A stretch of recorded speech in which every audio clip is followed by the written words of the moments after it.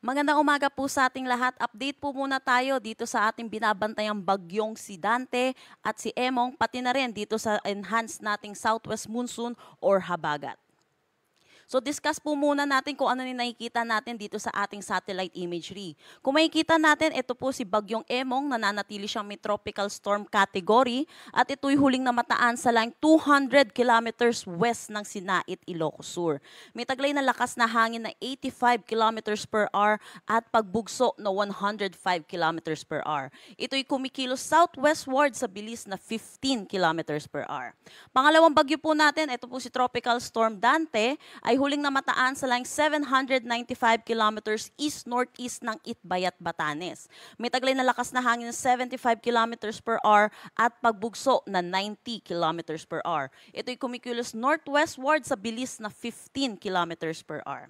Meron din tayong low pressure area dito sa labas ng ating Philippine Area of Responsibility at ito'y huling namataan sa line 1,980 kilometers east ng Eastern Visayas. Ngayon po, mataas po yung chance niya na maging isang ganap na bagyo within the next 24 hours.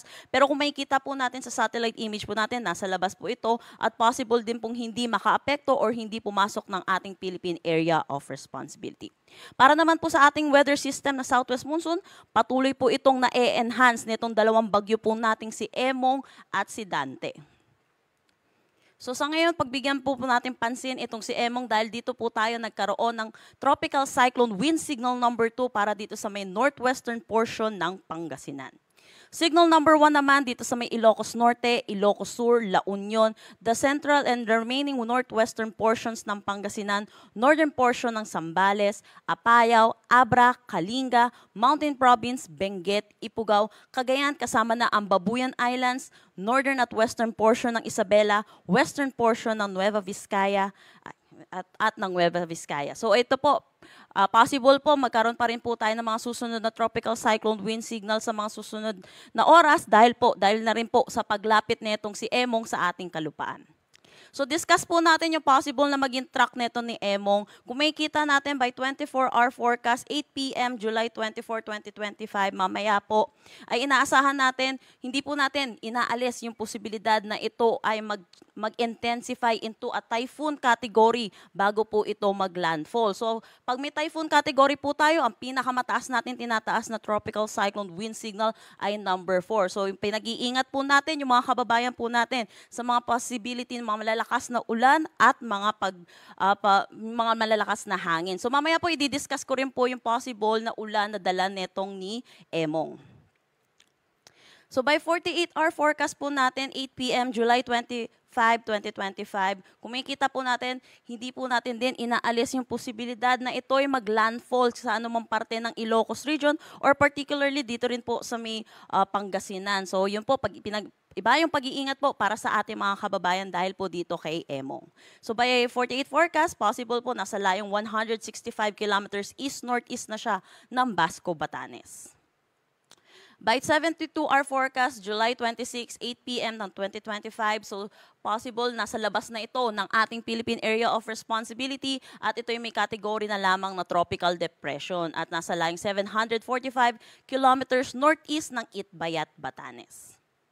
So ito po, kung ano po ba yung magiging ulan po natin sa mga susunod na araw, dulot po netong si Bagyong Emong at netong enhanced nating southwest monsoon. So nakikita po natin dito sa ating weather advisory na nilabas po natin, meron po tayong mga pula or above 200 millimeters of rain po na possibility ng mga pag-ulan, lalo na dito sa may Zambales, Bataan at Occidental Mindoro. Dulot po ito ng southwest monsoon. Pero kung makikita din natin, may mga orange po tayo or 100 to 200 millimeters of rain dito sa may Ilocos Norte, Ilocos Sur, La Union, Benguet, Pangasinan.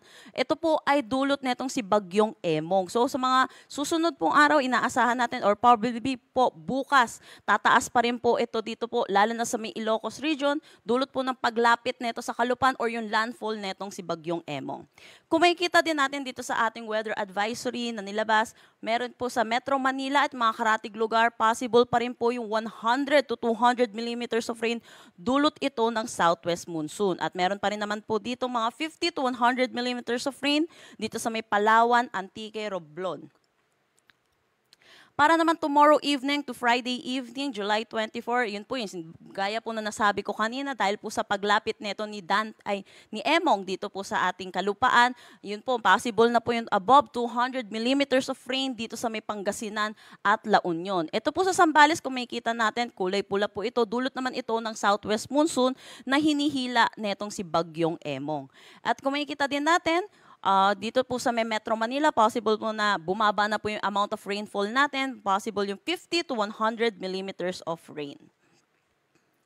So by Friday evening to Saturday afternoon, July 26, may kita natin dahil po sa paglabas na rin itong bagyong si Emong na ating Philippine Area of Responsibility, o onti na lang po yung mga lugar na magkakaroon po tayo ng mga significant rainfall. Pero inaasahan pa rin po natin yung 100 to 200 millimeters of rain dito sa may Pangasinan at Zambales. And then 50 to 100 millimeters of rain naman dito sa may Ilocos Norte, Abra, Ilocos Sur, Benguet, Bataan, Occidental Mindoro at Palawan.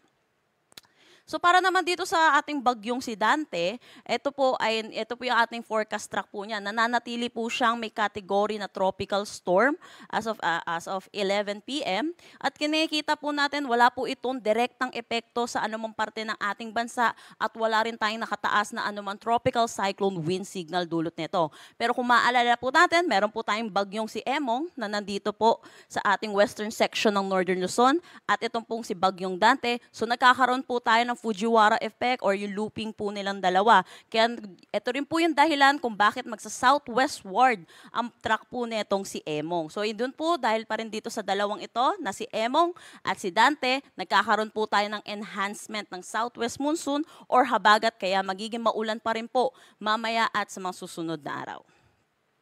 So ano po ba inaasahan nating hangin dulot po nitong si Bagyong Emong at dito na rin po si Dante. Inaasahan po natin today may mga strong to gale force gusts po tayo dito Central Luzon, Metro Manila, Calabarzon, Bicol Region, Mimaropa, Visayas, Zamboanga del Norte, Misamis Occidental, Lanao del Norte, Camiguin, Dinagat Islands at Davao Oriental.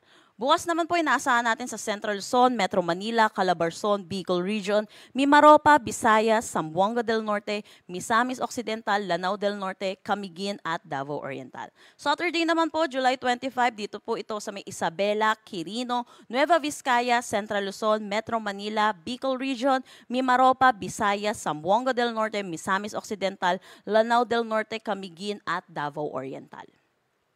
So meron na po tayong nilabas ng storm surge warning dulot po nitong si Bagyong Emong kaninang 8 p.m. Kung makikita po natin, possible po yung 1 to 2 meters of alon po or height po ng alon dito po sa ating kung saan po lalapit itong si Emong. Kung makikita natin dito po ito sa may Zambales, Pangasinan, La Union, Ilocos Sur, Ilocos Norte, Cagayan, pati na rin sa Babuyan Islands at Batanes. So pinag-iingat po natin yung ating mga kababayan, lalo na po yung may mga malalapit, nakatira sa malalapit na coastal areas. So meron din tayong gale warning dulot netong ni Emong at dito po ito sa western coast ng Pangasinan. So asahan po natin yung rough to very rough na condition. So pinapaalalahanan po natin mga kababayan po natin, lalo na po may mga sasakyang maliit pandagat na delikado po pumalao dito po sa nasabi po nating seaboard. At mamaya 5 a.m. inaasahan po natin, dadami pa rin po itong ating may gale warning. So yun po muna yung update po natin para kay Dante, Emong at dito po sa ating habagat. Ugaliin po natin